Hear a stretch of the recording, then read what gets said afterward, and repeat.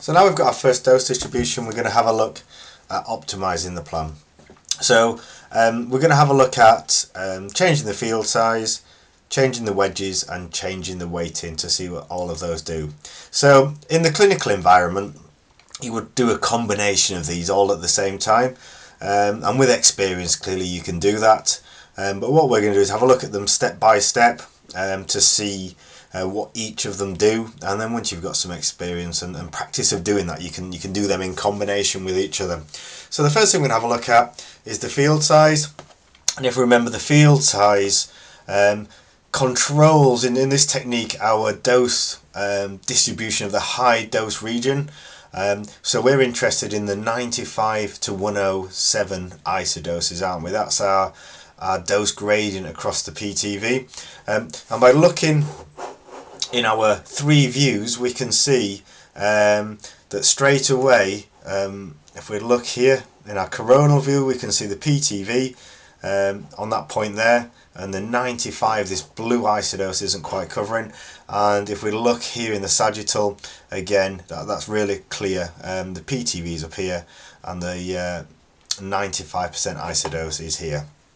So what we want to do is scroll through and review the plan slice by slice. So a slice like this, in terms of this minimum coverage of the 95% isodose, that's the only thing we're going to think about for the moment, is we can see here that actually that's not too bad. So we can see it's clipping the PTV a tiny bit down there, but that's not something we're too concerned with. And actually we would ideally want to reduce the gap from there to there, and the gap from there to there, okay, and then the gap from there to there. So we want this blue isodose, this 95, to conform as tightly as possible around this PTV, which is the red. Now we've got this three field technique, so we're always going to have a square in the middle.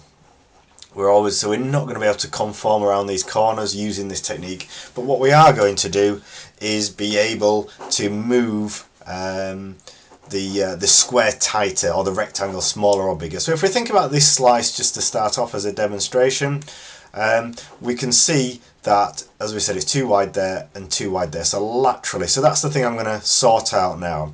So we can do that by changing the field size, and what we're going to do is, if we move the field size in, so make the field size smaller, then this high dose region is going to move with that 95% isodose.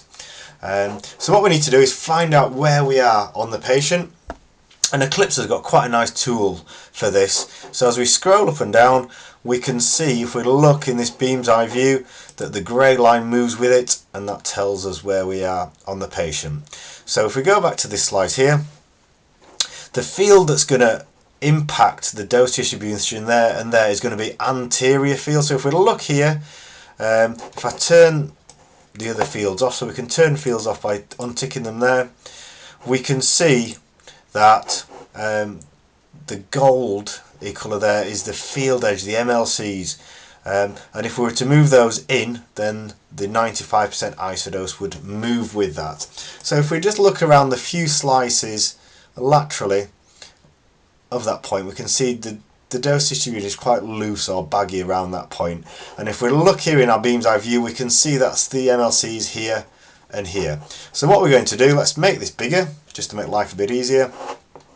Click on the MLC icon there, and then we're going to make our MLCs a bit tighter. So we can make it tighter there, tighter there, tighter there, tighter there, and tighter there. So you're going to have to just excuse this this error here really. So I'm doing this on a remote connection, and we've just got a bit of an artifact there on the imaging, so that won't appear on yours. So all I'm going to do now is calculate that, so we could hit F5 or hit the button there, and it's just going to recalculate that beam, which shouldn't take too long.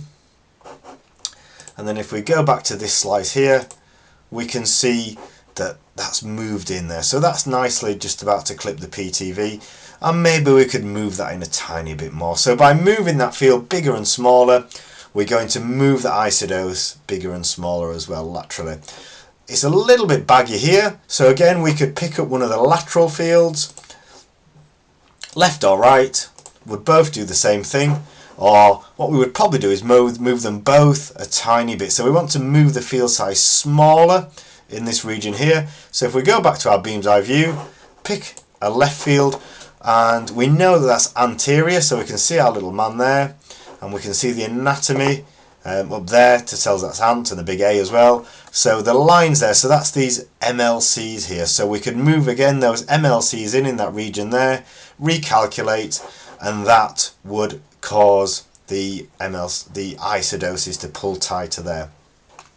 One last thing to mention about field size.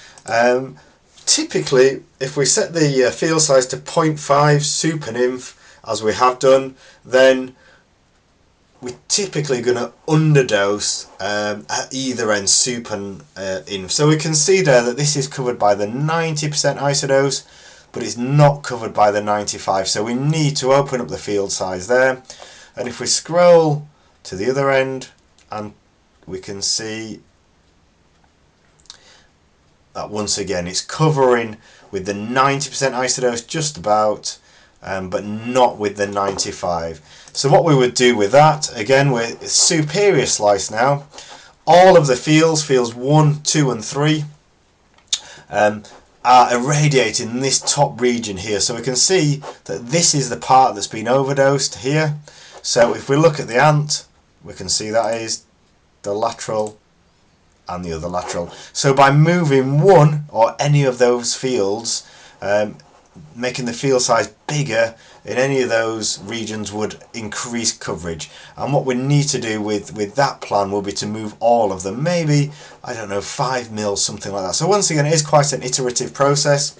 So we would change it and then calculate, see if that's done the job. If it's not, then change it again and recalculate.